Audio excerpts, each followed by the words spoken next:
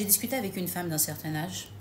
J'ai eu écho de ce qu'elle finance assez souvent des projets. Elle n'a pas d'ONG, mais de façon volontaire. Elle aide des jeunes filles qui veulent s'installer, à travailler et puis gagner un peu d'argent, à travers l'entrepreneuriat, bien évidemment. Et vu que je fais du coaching en développement personnel et en éducation matrimoniale, je me dis qu'une femme équilibrée, c'est une femme qui a tous les aspects de sa vie comblés. Donc, je vais vers elle pour une sorte de partenariat, voir comment est-ce qu'on peut, de façon très concrète, aider ces jeunes filles-là et à gagner de l'argent et à être heureuses pour elles-mêmes et à être heureuses dans leur mariage.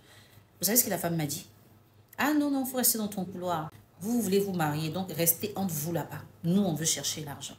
Au départ, honnêtement, je pensais qu'elle plaisantait. Mais au fil de la conversation, je me suis rendu compte qu'elle ne plaisantait pas. Il n'est pas possible pour elle d'allier vie de couple et vie professionnelle. Alors je lui demande, est-ce que ça veut dire que toutes les femmes à qui tu donnes un coup de main sont des femmes célibataires?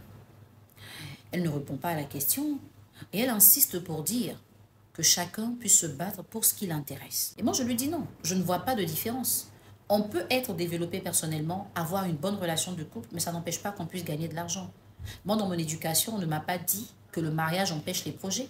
On ne m'a pas dit non plus que les projets empêchent le mariage. Bien au contraire, quand tu es dans une bonne relation, tu continues tes projets tranquillement. Elle me donne ses arguments.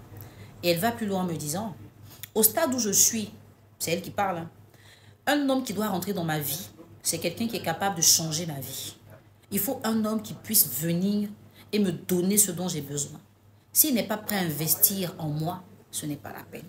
Je lui dis, ah, on peut maintenant discuter. Vu que le décor est planté, on peut maintenant discuter. Alors je lui demande, Tata, donc ça veut dire que l'homme qui est prêt à mettre l'argent dans ta vie, c'est un homme qui ne va pas déranger tes projets.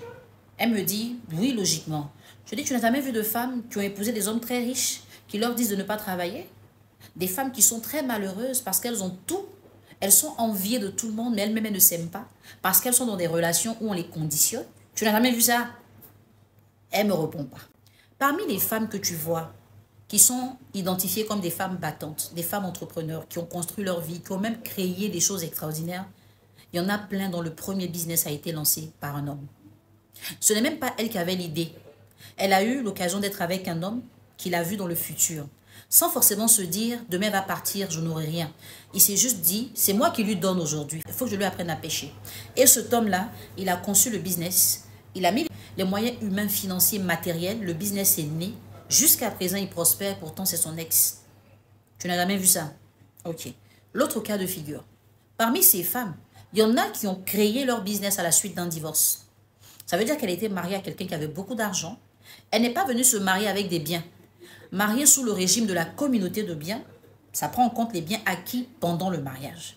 Et même pendant le mariage, les biens acquis, elle-même sait qu'il n'y a pas son argent dedans. C'est l'homme qui a tout fait. Mais il a tout mis à leur nom, par amour pour elle. Et un jour, la relation ne se passe plus bien, il décide de se séparer. La communauté de biens donne à la femme le droit de posséder une partie des biens. Et c'est avec sa part-là qu'elle a créé son entreprise. Et puis, il y a un autre cas de figure, le cas de ces femmes qui ont des relations amoureuses avec des hommes qui leur disent « tu ne dépenses pas 5 francs ». Loyer, facture, voiture, carburant, même les dépenses qu'elle fait avec ses copines, même pour aller au spa, même si elle doit aller dans un lounge, tout est pris en compte. À la fin du mois, ils essaient d'évaluer ce que ça coûte. Elle a un virement tous les mois, elle reçoit ça de la part de son homme. Donc, elle, son salaire ne lui sert à rien. Elle prend ce salaire-là, elle investit. À quel moment l'amour dérange ses projets? Il y en a même qui ont créé des projets grâce à l'amour. Il y en a aussi qui, même quand l'amour n'a pas marché, ça les a rendus autonomes. Donc, pourquoi vous voulez forcément opposer les hommes et les femmes? Pourquoi vous voulez forcément faire croire aux femmes que si elles veulent être bien dans leur vie, elles ne doivent pas s'intéresser aux hommes? Pourquoi? Pourquoi vous n'avez pas la reconnaissance de mettre en valeur des hommes qui ont fait des choses extraordinaires dans la vie des femmes?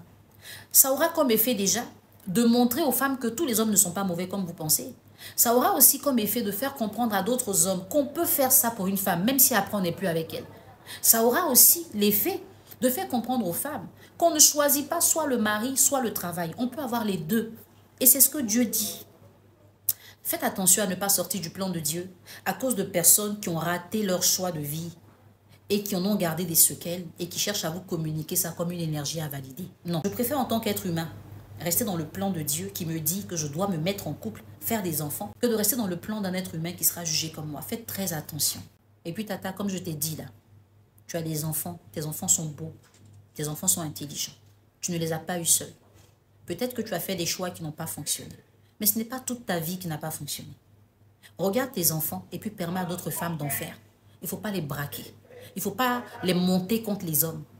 Il est mieux d'apprendre aux femmes à faire de bons choix pour bien vivre que de les opposer aux hommes en pensant que c'est ce qui va bien les faire vivre.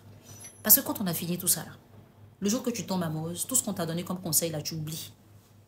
Autant rester lucide. Et puis, avoir les armes pour détecter qui doit rester ou qui doit partir. C'est pas plus simple. Comme je t'avais dit, je ferai une vidéo, je l'ai faite. Et puis, on verra dans les commentaires si les gens sont plus intéressés par se concentrer que sur leur business et ne pas penser à l'amour, ou si les gens veulent les deux. En tout cas, pour ma part, j'accompagne les femmes pour qu'elles aient un équilibre de vie. Et l'équilibre, ça passe par 5 dimensions que toutes les femmes doivent développer. Toi aussi, tu as envie de travailler sur ta vie, tu as vraiment envie d'être épanouie. Pas pour faire genre tu es épanouie, mais d'être réellement épanouie. N'hésite pas à me rejoindre. Mais pour être réellement épanouie, tu as besoin d'informations. Ces informations, je les ai. Et à travers un travail que tu feras sur toi, tu pourras les acquérir, les posséder et les communiquer toi aussi. Envoie-moi juste par WhatsApp, intéressé.